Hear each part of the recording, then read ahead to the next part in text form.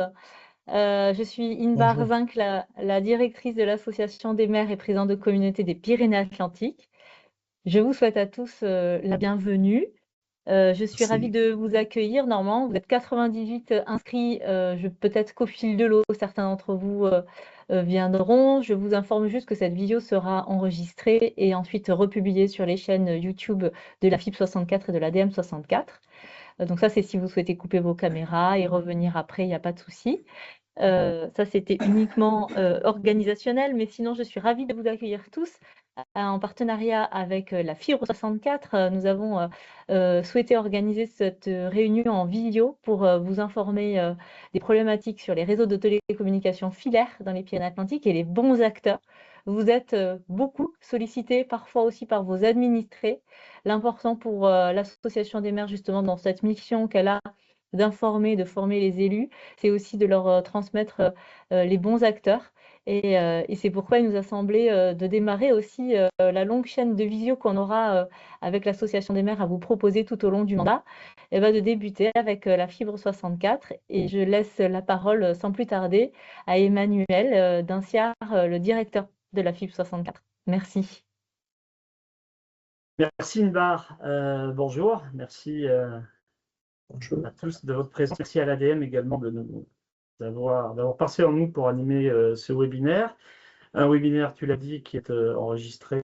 On mettra donc le support à disposition qui va vous être présenté un petit peu plus tard. Et juste pour compléter tes consignes d'organisation, Inbar, on vous propose de concentrer peut-être à la fin de l'intervention les différentes questions que vous pourrez avoir à poser, même si certaines, s'ils étaient un petit peu plus personnelles ou concernant une seule commune, pourraient être en direct avec les agents de la Fibre 64 et en dehors de ce webinaire. Un mot quand même pour vous rappeler que le syndicat mixte ouvert, la Fibre 64, a été créé en 2018 à l'initiative du département et de toutes les communautés de communes et agglomérations des Pyrénées-Atlantiques. Je salue d'ailleurs quelques conseillers syndicaux que on a pu apercevoir dans la salle. Alors, les métiers du syndicat mixte, c'est l'administration électronique, l'intelligence artificielle, la cybersécurité, l'inclusion numérique, mais c'est surtout le développement des infrastructures de télécommunication, avec en priorité la généralisation de la fibre optique. Alors, la généralisation de la fibre optique, pourquoi? Tout simplement parce que la fibre optique va remplacer le réseau historique en cuivre qui nous a permis pendant des années de profiter du téléphone et plus récemment de l'ADSL. Alors le choix technique de la fibre, il est incontestable, hein, elle est bien plus performante que le cuivre, elle permet bien plus de débit, elle est capable de gérer beaucoup plus d'appareils dans une maison, dans une entreprise. Et elle permet évidemment beaucoup plus de choses. Mais l'organisation du déploiement de la fibre, l'exploitation et la commercialisation de la fibre optique se passe d'une façon singulièrement différente de ce que vous avez connu avec le réseau historique en cuivre. Il y a beaucoup d'acteurs sur la fibre, là où sur le cuivre, l'essentiel était concentré dans les mains de France Télécom, d'Orange. Pour la fibre, ce n'est pas le cas, il y a une multiplicité d'acteurs. Alors, le déploiement répond en fait à quelques caractéristiques. Le déploiement de la fibre, il s'est appuyé sur une large décentralisation, hein.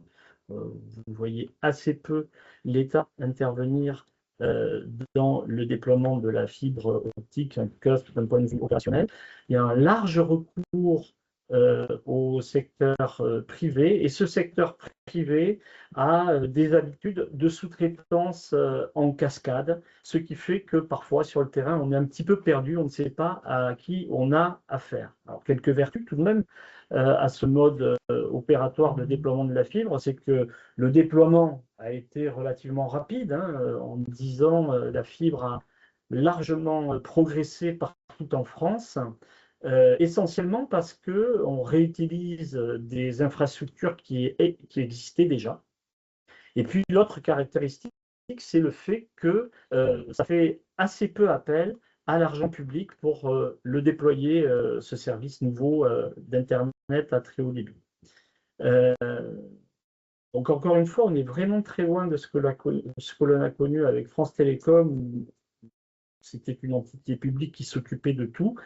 Et dans ce panorama un peu varié d'acteurs que vous trouvez sur les territoires, le syndicat a souhaité mettre à disposition des territoires, des communes, des élus, des agents, une entité publique qui soit susceptible de vous accompagner dans le quotidien, dans les questions que vous avez tous les jours, et pour vous apporter, si possible, quelques éléments de réponse. Alors, le service aménagement numérique de la fibre 64, c'est 4 personnes qui travaillent à temps plein sur la fibre optique, et je vais leur demander d'activer leur caméra pour se signaler. Nous avons Bingen, Martin Daguerre et Nicolas Reneteau qui interviennent sur le secteur Pays Basque et Béarn des Gaves. Et nous avons Cédric Depé et Stéphane Delmas qui interviennent sur les autres collectivités du Béarn. Voilà. L'utilité de ce webinaire dont on est convenu avec l'ADM 64, c'est de décrire les situations auxquelles vous êtes confrontés, de vous apporter des éclaircissements pour les gérer, pour les solutionner. On n'est pas là ici pour juger de la performance d'un système dont les règles sont fixées nationalement, mais pour vous expliquer comment elles s'appliquent localement. Et sans plus attendre, après ces premières précautions, je vais confier la parole à Cédric et Bingen qui vont rentrer à proprement parler dans le contenu de ce webinaire. Merci Emmanuel, bonjour à toutes et à tous. Donc, on va démarrer. Donc, on va vous présenter aujourd'hui avec Bingen donc, les différents réseaux de télécommunications. Donc, pour commencer, le réseau historique en cuivre. Ensuite, on vous parlera du réseau en fibre optique et leur périmètre géographique. Les acteurs de la construction et de la commercialisation sur ces réseaux de fibre optique. On continuera par les interventions sur le réseau en cas de dommage. Dans un premier point, la sécurisation du lieu de dommage, puis l'information des usagers. Et enfin, on évoquera le diagnostic, le pouvoir de police, le traitement et les délais de réparation. Et enfin, on abordera l'aménagement numérique de la commune, donc l'état du déploiement de la fibre optique, l'extension du réseau pour les maisons neuves, ainsi que pour les lotissements neufs ou immeubles collectifs, et ensuite les zones d'activité. Et pour finir, on parlera des enfouissements coordonnés. Donc, on va commencer par le réseau historique en cuivre. Donc, il faut savoir que le téléphone a été inventé il y a 150 ans. Il y a 100 ans, au niveau national, a été créé le ministère des Postes, Télégraphes et Téléphones, PTT. Il y a 50 ans, c'était un déploiement massif de ce réseau en cuivre pour généraliser l'accès au téléphone à toute la France. Et il y a 30 ans, c'est l'arrivée d'Internet, avec la portée à tous d'Internet avec la DSL. L'évolution ensuite a été en 2019 avec l'annonce de la fin de ce réseau cuivre pour 2030. Il faut savoir qu'il y a certaines communes du département qui sont déjà concernées. Et c'est un projet qui constitue le principal chantier d'infrastructure de la décennie à venir. Et ça s'apparente à un véritable défi collectif pour l'ensemble des acteurs concernés. Concernant donc le réseau historique en cuivre, vous avez un interlocuteur privilégié au sein d'Orange, en la personne de Benjamin Dulon, dont vous avez les coordonnées qui s'affichent, le numéro de téléphone et le mail. Donc ensuite, les réseaux en fibre optique. Donc il y a 50 ans, mise au point des premières fibres optiques, expérimentation visiophone de Biarritz. Ensuite, il y a 20 ans, le lancement du premier projet de très haut débit en France par la communauté d'agglomération de Pau-Béarn-Pyrénées. On a vu ensuite arriver le réseau IRIX 64 sur l'ensemble du territoire des Pyrénées-Atlantiques pour mettre fin au monopole d'Orange. La fibre est le réseau de télécommunications filaire le plus performant à ce jour. Il y a 10 ans, lancement du plan national français pour le très haut débit en privilégiant le bout en bout en fibre optique.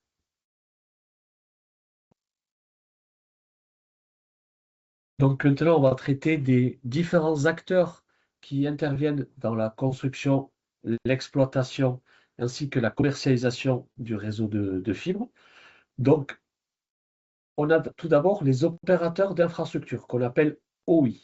Ce sont eux qui construisent et exploitent en exclusivité un réseau de fibres unique sur une zone géographique et qui est ouvert de façon égale à tous les opérateurs commerciaux. Alors, dans le 64, on a une particularité, c'est qu'on a 3 zones. On a la zone AMI, AMI qui correspond à appel à manifestation d'intention et d'investissement, sur lequel intervient l'OI, donc l'opérateur d'infrastructure Orange. On va vous présenter juste après la carte du département avec les 3 zones. Nous avons la zone du RIP de l'agglomération paloise, où l'OI est la fibre paloise. Et ensuite, on a le reste du département qui est aussi une RIP, c'est-à-dire un réseau d'initiatives publiques, où là, l'opérateur d'infrastructure est THD 64. Sur l'ensemble du département, il faut savoir que les opérateurs commerciaux, que l'on appelle OC, tels que Orange, SFR, Bouygues et Free, sont présents. Et là, on vous rappelle donc le petit lexique avec à quoi correspond OI, OC, RIP et la zone AMI. Donc voilà, comme vous disait Bingen, donc la carte avec les différentes zones de déploiement en fonction de la zone AMI pour Orange, la zone RIP gérée par THG 64, donc la plupart des communes du département, et la zone RIP, la fibre paloise, pour les communes de la communauté d'agglo, Auvergne-Pyrénées. Donc on vous a mis la liste des communes concernées pour les deux zones les plus petites, notamment la zone AMI et la fibre paloise. Et ensuite, vous avez quelques chiffres clés donc, concernant le nombre de prises. Donc LR, c'est local raccordable. Donc c'est le nombre de locaux raccordables aujourd'hui sur les différentes zones. Donc pour Orange, THG 64 et la fibre paloise. Donc ce qui reste à déployer sur ces 3 zones, et ainsi que le nombre d'abonnés en fonction du nombre de prises déployées. Voilà.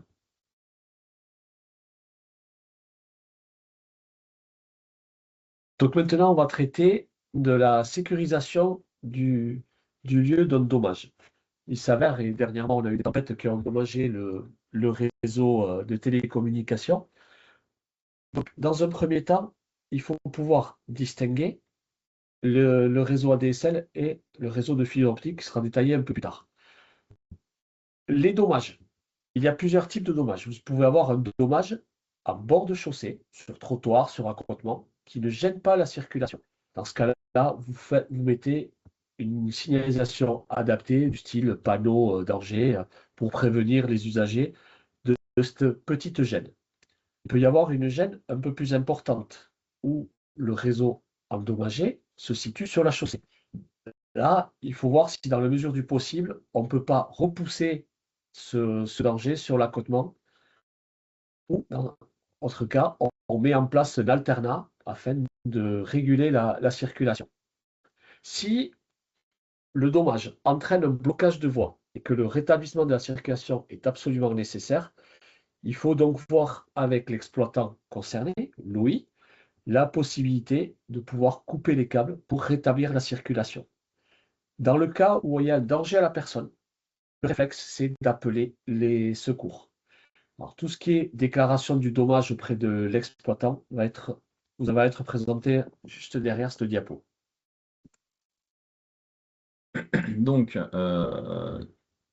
au niveau du diagnostic, donc, il faut distinguer les différents réseaux. Donc, le réseau ADSL, donc historique, le réseau cuivre, et le réseau fibre optique. Donc, déjà sur les poteaux, la fibre optique est positionnée au-dessus du réseau cuivre. On vous montrera juste après quelques photos, un exemple pour mieux représenter les différents réseaux sur les appuis, sur les poteaux. Donc, on appelle des poteaux ou des appuis aériens. Et aussi la forme du câble qui change si on est sur du réseau cuivre ou du réseau fibre optique. Donc, en fonction de la localisation aussi du dommage, il faut contacter différents opérateurs d'infrastructure. Donc, comme on vous l'a expliqué juste avant, si c'est une commune qui est sur la zone d'exploitation de THG64, pour le réseau fibre optique, il faudra contacter THG64. Sur la fibre paloise, ce sera la fibre paloise. Et pour la zone AMI, ce sera Orange. Pour tout ce qui est réseau cuivre, peu importe la localisation, c'est toujours Orange qui en gère l'exploitation et la maintenance. Les poteaux électriques, donc Enedis. Et en cas de doute, n'hésitez pas à vous rapprocher du syndicat. On vous aidera, on vous aiguillera pour distinguer le réseau si c'est de la fibre optique ou du cuivre, si jamais il y avait un doute, ou concernant les différents équipements des réseaux de télécommunications. À savoir que là, on vous a mis au niveau de chaque logo les liens permettant d'arriver directement sur le site pour déclarer donc les différents dommages réseau en fonction de la localisation, encore une fois, et idem pour Enedis. Et sur le logo de la fibre 64, vous avez directement un lien pour nous envoyer un mail. Voilà. Donc après, au niveau des délais de traitement, ces délais sont propres à chaque exploitant. Et aujourd'hui, on ne peut pas vous donner vraiment de délai en fonction de l'exploitant.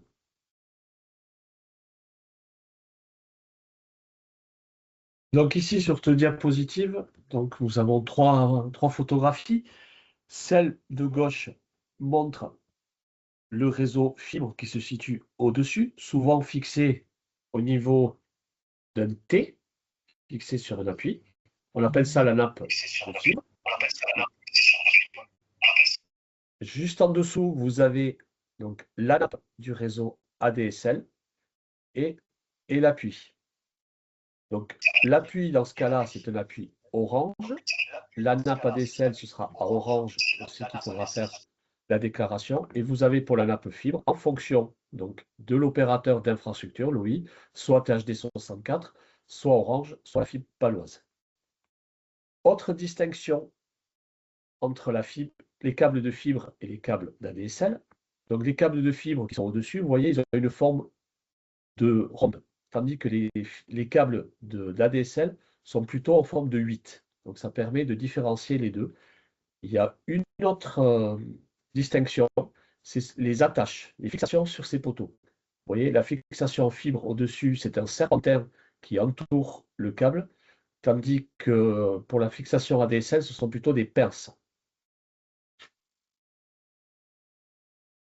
Donc là, on vous a mis aussi plusieurs photos concernant différents types d'appuis. Donc la première photo, donc on est sur un appui commun, donc c'est-à-dire que c'est un appui électrique sur lequel est fixé donc les réseaux de télécommunications. Donc toujours de la même façon, les câbles de télécommunications qui sont le plus bas concernent le réseau historique en cuivre, et la traverse qui est juste au-dessus concerne le réseau en fibre optique. Ce qui permet vraiment de différencier les deux types de réseaux. Ensuite, vous avez différentes photos concernant des étiquettes de poteaux. Donc, il faut savoir que la plupart des réseaux de télécommunications sont posés donc, soit sur les appuis Enedis existants ou sur les appuis d'Orange existants. Mais il est possible de voir d'autres appuis posés en doublon, par exemple, d'appuis Enedis qui ne sont pas utilisables suite au calcul de charge. Et dans ces cas-là, donc, les opérateurs d'infrastructure posent ces poteaux et on retrouve des étiquettes donc, blanches, comme on peut le voir sur la seconde photo pour la fibre paloise. Alors, les poteaux orange sont toujours avec une étiquette bleue avec la référence de l'appui. Et pour la partie THD64, on est en général sur des étiquettes blanches, mais il peut y avoir certains territoires où on retrouve des étiquettes rectangulaires comme celle-ci, mais rouges, avec toujours pareil le nommage de l'appui. Et donc, il faut pour réparer un réseau dégradé, il faut vraiment identifier le ou les exploitants. Et on est à votre service pour vous aider à diagnostiquer cet exploitant quand vous avez un doute et pour vous orienter vers les demandes de réparation. Donc, lorsqu'il y a un dommage réseau qui vous est remonté par exemple par un administré, la première question à poser, c'est déjà de savoir si il y a une coupure de service. Dans ce cas-là, la priorité, c'est de prévenir l'opérateur commercial. Donc là, on vous a remis l'ensemble des contacts, donc numéro de téléphone et adresse mail, que vous pourrez retransmettre aux administrés au besoin.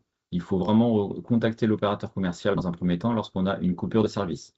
C'est vraiment la solution la plus rapide pour rétablir derrière le service. La déclaration de dommage réseau intervient quand on n'a pas de coupure de service. Et si par exemple les câbles sont décrochés, sont au sol ou autre, on passe par cette.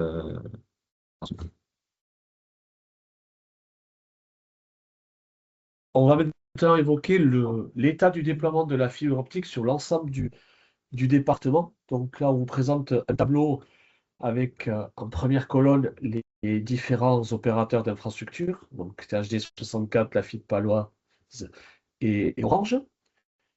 Quand on parle de déploiement de fibre, les adresses, elles ont plusieurs statuts.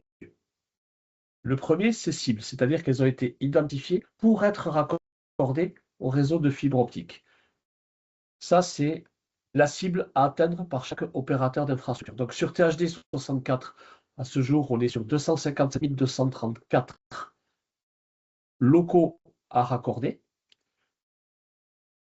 On en a 255 207 éligibles à ce jour, donc qui peuvent prétendre à un abonnement fibre.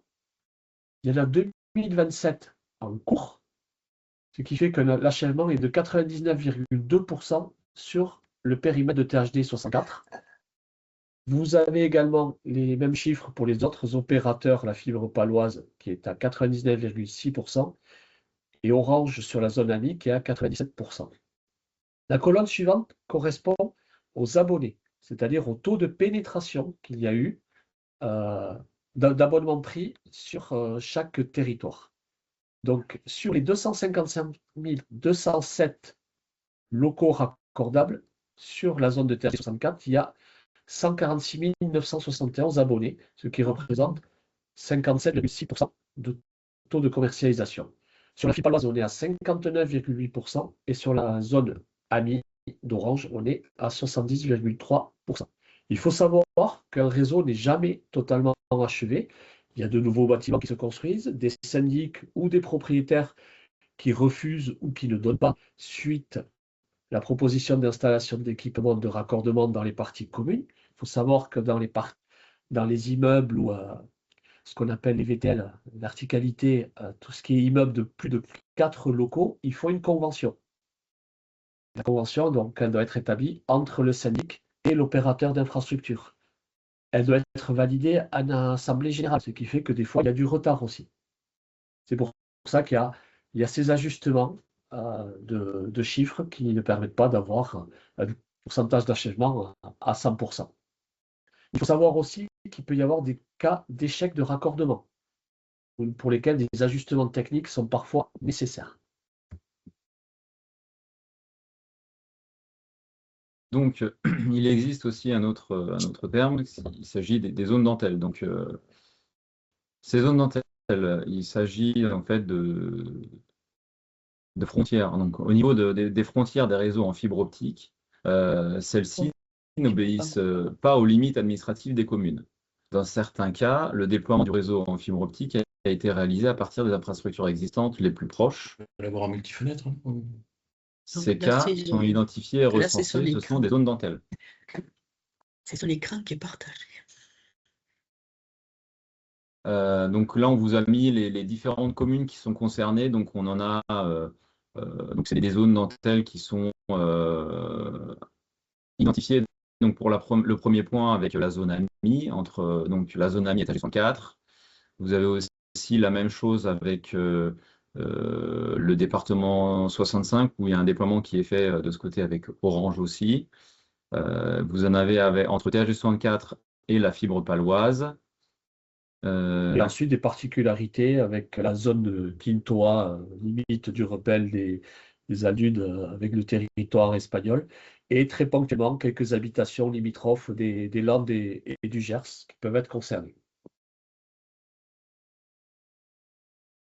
Maintenant, on va évoquer donc l'extension du réseau pour les maisons individuelles neuves. Il faut savoir que l'information des constructions neuves doit être transmise à chaque opérateur d'infrastructure. Les opérateurs d'infrastructure ne sont pas destinataires des permis de construire. C'est vraiment une démarche de chaque propriétaire via le site propre de chaque opérateur d'infrastructure du secteur d'être informé.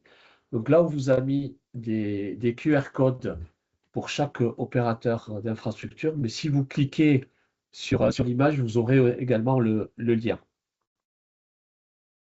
Donc dans cette procédure, la transmission des plans, les références du permis de construire, certificat d'adressage est vraiment nécessaire, et notamment les plans pour savoir où arrivent les réseaux du privé à la limite du domaine public-privé pour se raccorder ensuite au réseau public existant.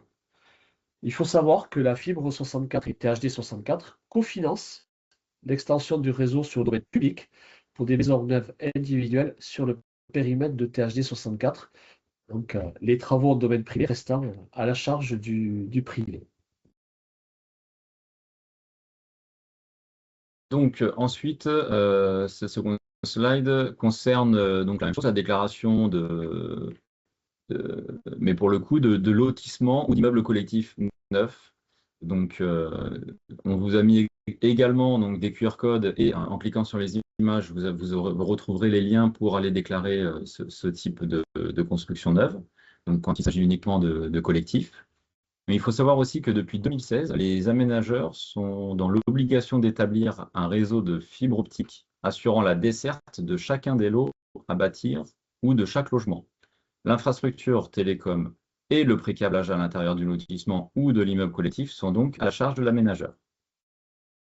Dès le début du projet, il est conseillé de se rapprocher d'une entreprise spécialisée en ingénierie télécom et fibre optique pour la réalisation des études et des travaux nécessaires. Il en va de même pour les zones d'activité qui peuvent être assimilées à un lotissement. Donc, on va vous évoquer maintenant les enfouissements coordonnés. Donc, les enfouissements de réseaux de télécommunications peuvent répondre à des enjeux de sécurité, d'embellissement, de renforcement, par exemple. Dès lors que la fibre optique doit être enterrée en coordination avec les réseaux électriques, une convention qui lit HD 64, TE 64, donc le territoire d'énergie, l'ancien SDEPA, ainsi que le syndicat la fibre 64, permet la prise en charge de la construction du génie civil et le dévoiement des câbles. Pour tout autre projet d'enfouissement, il est recommandé de nous consulter. Pour toutes les communes hors communauté d'agglo paloise, ne sont plus compétentes depuis la création du syndicat mixte de la fibre 64 pour construire et exploiter les réseaux de télécommunications. Donc appui, fourreau, câble, c'est donc la gestion de la fibre 64. La compétence correspondante L14251 du Code général des collectivités territoriales sur les infrastructures télécom est détenue par le syndicat. On a eu plusieurs retours de communes nous indiquant que des opérateurs d'infrastructures tentent de proposer des devis aux communes pour la réalisation de ces opérations. Il faut savoir que cela n'est pas fondé. Donc, dès que vous avez un projet d'enfouissement, surtout, vous nous consultez au syndicat via le mail qui vous a été indiqué dans la conversation et que qu'on retrouvera dans la prochaine diapositive. Alors, pardon, la prochaine diapositive, c'est tous les liens utiles pour déclarer les dommages réseau, déclarer les maisons neuves, etc. Et on vous a rappelé aussi, en dernière ligne en bas, les noms et les coordonnées par mail des responsables des relations avec les collectivités de chaque opérateur d'infrastructure. Donc, vous avez sur la zone de THD 64 Philippe Pio. Pour la zone AMI, Benjamin Dulon, qui intervient aussi pour la DSL. Et pour la zone de la fibre paloise, c'est Gildas Roux.